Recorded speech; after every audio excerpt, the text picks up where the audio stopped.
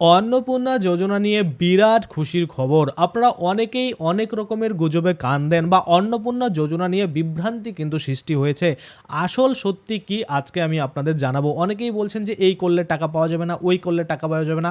আজকের এই ভিডিওতে আমি আপনাদের জানাবো যে অন্নপূর্ণা যোজনার টাকা পেতে গেলে যে আপনাদের মনে করুন যে বিভ্রান্তিগুলো ছড়াচ্ছে বা যে প্রশ্নগুলো আপনাদের মনে আসছে যে এই স্কুলে পড়লে টাকা পাওয়া যাবে না, প্রাইভেট স্কুলে পড়লে পাওয়া যাবে না, ওই স্কুলে পড়লে পাওয়া যাবে না, সেটা কিন্তু আজকে আমি আপনাদের ক্লিয়ার করব। তাছাড়া আপনারা সকলেই জানেন যে আমাদের মুখ্যমন্ত্রী বারংবার কিন্তু লাইভে এসে বলেছে কোন ক্ষেত্রে পড়াশোনা করলে টাকা পাবে না বা কোন কোন কন্ডিশন রয়েছে যেগুলোর জন্য কিন্তু এই যে সরকারি টাকা সেটা বরাদ্দ করবে না বা সেই সরকারি টাকা কিন্তু দেবে না। আশা করি আপনারা বুঝতে পারছেন, প্রথম থেকে ভিডিওটা শেষ পর্যন্ত দেখবেন, তাহলে কিন্তু বুঝতে পারবেন যে অন্নপূর্ণা যোজনা নিয়ে যে বিভ্রান্তি সৃষ্টি হয়েছে বা বিভ্রান্তি ছড়াচ্ছে সেটা আসলে সত্য নয়। সত্য কি সেটা আপনারা এই ভিডিওতে জানতে পারবেন। তো চলুন বেশি দেরি না করে ভিডিওটা শুরু করা যাক। শুরু করার পূর্বে আমি আপনাদের বলবো, যারা ফেসবুক থেকে ভিডিওটা দেখছেন তারা কিন্তু অবশ্যই পেজটাকে ফলো করে নেবেন, আর যারা ইউটিউব থেকে দেখছেন তারা কিন্তু অবশ্যই চ্যানেলটাকে সাবস্ক্রাইব করে পাশের বেল আইকনটাকে এনেবল করে নেবেন। এবং সাথে সাথে যারা অনলাইন আবেদন করেছেন বা অফলাইন আবেদন করেছেন তারা কি করতে হবে, তাদের স্ট্যাটাস কীভাবে চেক করা যায় বা তাদের কিছু করতে হবে কিনা, বা যারা মনে করুন এখনও আবেদন করেননি তারা কবে আবেদন করবেন, সমস্ত কিছুই কিন্তু আজকে আমরা এই ভিডিওর মাধ্যমে দেখে নেব। তো চলুন বেশি দেরি না করে ভিডিওটা শুরু করা যাক। তো সবার প্রথমেই যদি আমি বলি আপনাদের যে অন্নপূর্ণা যোজনা নিয়ে বিভ্রান্তি নয়, সত্যিটা জানুন। অনেকেই ভাবছেন যে কি ভাবছেন যে আপনার সন্তান যদি সরকারিভাবে ভ্যাকসিন না নেয় তাহলে আপনারা কি টাকা পাবেন কি পাবেন না, দাঁড়ান বলছি। অথবা যদি বেসরকারি স্কুলে পড়ে তাহলে আপনি অন্নপূর্ণা যোজনার টাকা পাবেন না, এটা কিন্তু আপনারা অনেকেই ভাবছেন। আচ্ছা, আসল সত্যিটা কি?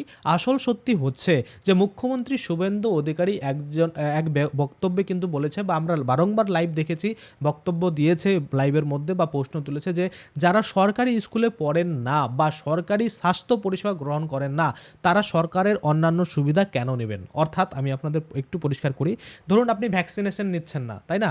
ধরুন আপনার সরকারের যে প্রকল্প সেটাতে আপনি অংশগ্রহণ করছেন না, তাহলে সেক্ষেত্রে আপনি সরকারি টাকা কেন নেবেন, এটা একটা বলা হয়েছে। আমি আপনাদের আরও ডিটেলসে বলছি। এটি ছিল একটি নীতিগত প্রশ্ন এবং একটি আক্ষেপ থেকে বলা কথা। তিনি একবারও বলেননি যে তারা এটা করেছেন বলে তারা কোনো সরকারি প্রকল্পের সুবিধা থেকে বঞ্চিত হবেন।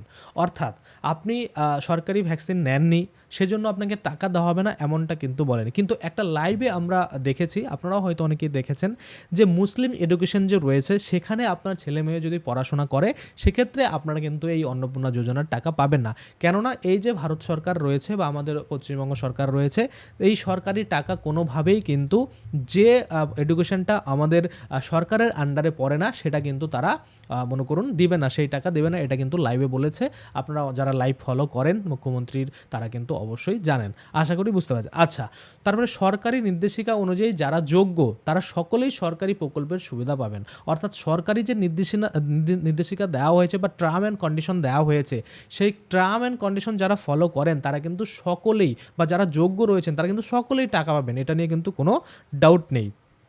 আচ্ছা, অন্নপূর্ণা যোজনা সম্পর্কে কিছু গুরুত্বপূর্ণ তথ্য যেটা অনেকেই জানেন অনেকেই আবার জানে না। কি যে অন্নপূর্ণা যোজনা রাজ্য সরকারের একটি স্বীকৃত সামাজিক সুরক্ষা প্রকল্প। এটা কিন্তু সাধারণ মানুষদের জন্যই করা হয়েছে।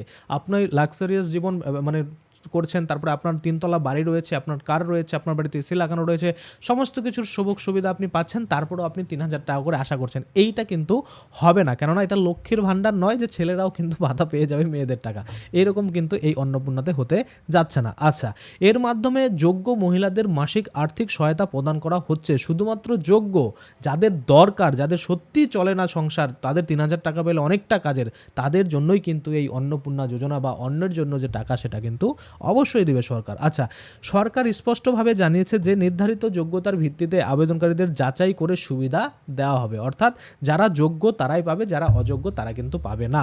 অযোগ্য বলতে এখানে মনে করুন আপনার দরকার নেই, আপনার বাড়িতে ফ্যামিলি মেম্বার রয়েছে যারা চাকরি করে বা আপনার এমন অন্য কোনো প্রকল্পের সুবিধা পান, সেক্ষেত্রে আপনারা হয়তো এই প্রকল্পের টাকা পাবেন না। আচ্ছা, শুধুমাত্র সন্তান বেসরকারি স্কুলে পড়ে বা সরকারি ভ্যাকসিন না নিলেই সুবিধা বন্ধ হবে এমন কোনো নির্দেশনা নেই, সেটা কিন্তু আপনারা পরিষ্কার হয়ে যান যে আপনার সন্তান যদি যে সরকারি ভ্যাকসিন সেটা না নেয় বা যদি বেসরকারি স্কুলে পড়ে সেক্ষেত্রে আপনারা যে টাকা পাবেন না এটা কিন্তু নয়। আপনারা কিন্তু ভ্যাকসিন না নিলেও বা বেসরকারি স্কুলে পড়লেও টাকা পাবেন, কিন্তু কোন স্কুলে পড়লে পাবেন না যেটা কিন্তু মুখ্যমন্ত্রী নিজের মুখে বলেছে, সেটা হচ্ছে মুসলিম এডুকেশন যেটা রয়েছে সেই এডুকেশনে যদি পড়ে থাকে তাহলে কিন্তু আপনারা টাকাটা পাবেন না। আশা করি আপনারা বুঝতে পারছেন। আচ্ছা, তারপরে যদি আমরা দেখি, মনে রাখবেন যে একই উদ্দেশ্যের একাধিক সরকারি ভাতা বা আর্থিক সহায়তা প্রকল্পের সুবিধা একজন ব্যক্তি একই সময়ে পাবেন কিনা তা সংশ্লিষ্ট প্রকল্পের নিয়মের উপর নির্ভর করে। অনেক ক্ষেত্রেই একই ব্যক্তির নামে একাধিক সমাজজাতীয় ভাতা গ্রহণের ক্ষেত্রে বিধিনির্দেশ কিন্তু থাকে। অর্থাৎ আমি আপনাদের বলি একটু গুছিয়ে, ধরুন আপনারা মনে করুন অন্য কোনো একটা ভাতা পান, ধরুন আপনি বিধবা ভাতা পান, সেক্ষেত্রে এই অন্নপূর্ণা ভাতা পাবেন কিনা সেটা কিন্তু সরকার বিবেচনা করে দেখবে। কারণ বিধবা ভাতার যে টাকা সেটা হয়তো এখন 1500 টাকা, কারণ বিধবা ভাতা প্রতিবন্ধী ভাতা 500 টাকা বাড়ানো হয়েছে, আগে 1000 টাকা করে দিত, এখন 1500 টাকা। আবার অন্নপূর্ণা ভাণ্ডার যদি এখানে পায় 3000 টাকা, তাহলে ওই মহিলা কিন্তু মাসে 4500 টাকা পাবে। তো সেক্ষেত্রে কি শুধু শুধু কি বিধবা ভাতাটাই পাবে নাকি অন্নপূর্ণা ভাতাটা পাবে সেটা কিন্তু দেখার বিষয় রয়েছে, বা দুটোই একসাথে পাবে কিনা সেটা আমরা জানি না। যখন টাকা দেওয়া শুরু হবে, যখন আমরা দেখবো যে হ্যাঁ এরকম পাচ্ছে বা পাচ্ছে না, তখন কিন্তু আমরা বুঝতে পারবে। আর একটা জিনিস সেটা হচ্ছে যারা অঙ্গনারী বা আশা কর্মী যারা রয়েছে তারাও নাকি অন্নপূর্ণা ভাণ্ডারের টাকা পাবে। আমরা দেখছি লাস্ট বাজেট 22 তারিখে যে বাজেট পেশ হলো সেখানে কিন্তু তাদের 5000 টাকা স্যালারি বা বেতন কিন্তু বাড়ানো হয়েছে। তো সেক্ষেত্রে তারা যদি আগে 2000 মনে করুন 6200 টাকার মতো পেত, সেখানে যদি আরও 5000 টাকা বাড়ে তাহলে 11-12 হাজার কাছাকাছি তাদের যে স্যালারি হচ্ছে।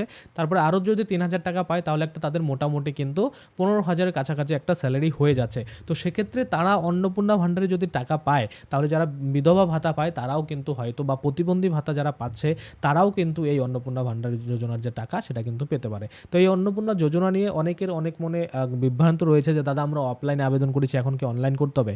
দেখুন, যারা অফলাইনে আবেদন করেছেন তাদেরকে কিন্তু অবশ্যই অনলাইনে আবেদন করতে হবে, কারণ আমরা দেখেছি বারংবার মুখ্যমন্ত্রী লাইভে কিন্তু বলেছে যে আপনাদের অনেকের আবেদন যারা 3 তারিখের দিকে করেছিলেন তাদের কিন্তু আবেদন অনলাইনে করার পরও ডেটা কিন্তু নেই। সেক্ষেত্রে 3 তারিখে যারা অনলাইন আবেদন করেছিলেন তাদের কিন্তু অনলাইনে আবেদন করতে হবে।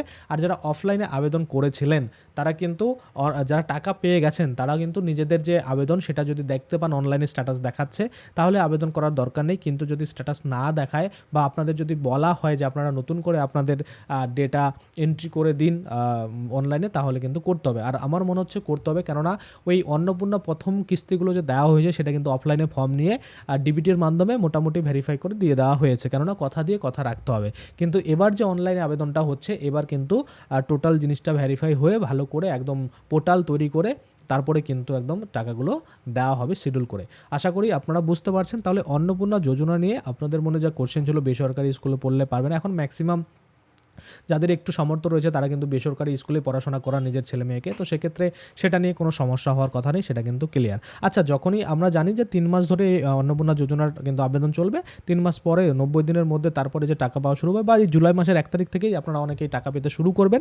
যারা দেখবেন যে নিজেদের ছেলে মেয়ে বেসরকারি স্কুল পড়ার পরেও কিন্তু আপনারা টাকা পাচ্ছেন, তখনই কিন্তু বুঝতে পারবেন হ্যাঁ আসল সত্যিটা কী রয়েছে। তাহলে অন্নপূর্ণা যোজনা যারা এখনও অনলাইন আবেদন করেননি তারা কিন্তু আবেদন করে নেবেন, এবং স্ট্যাটাস কোনোভাবে এখন চেক করা যাচ্ছে না। আপনি যে অনলাইনে ফর্মটা ফিল আপ করেছেন সেটা কিন্তু পিডিএফে ডাউনলোড করতে পারবেন। বর্তমানে আপনার যে অ্যাপ্লিকেশন সাবমিটেড হয়েছে সেটারই টেম্পোরারি যে অ্যাপ্লিকেশন নাম্বার সেটাই কিন্তু শুধুমাত্র শো করছে। আশা করি আপনারা বুঝতে পারছেন। তো চলুন আজকের জন্য ভিডিওটা এখানেই শেষ করব।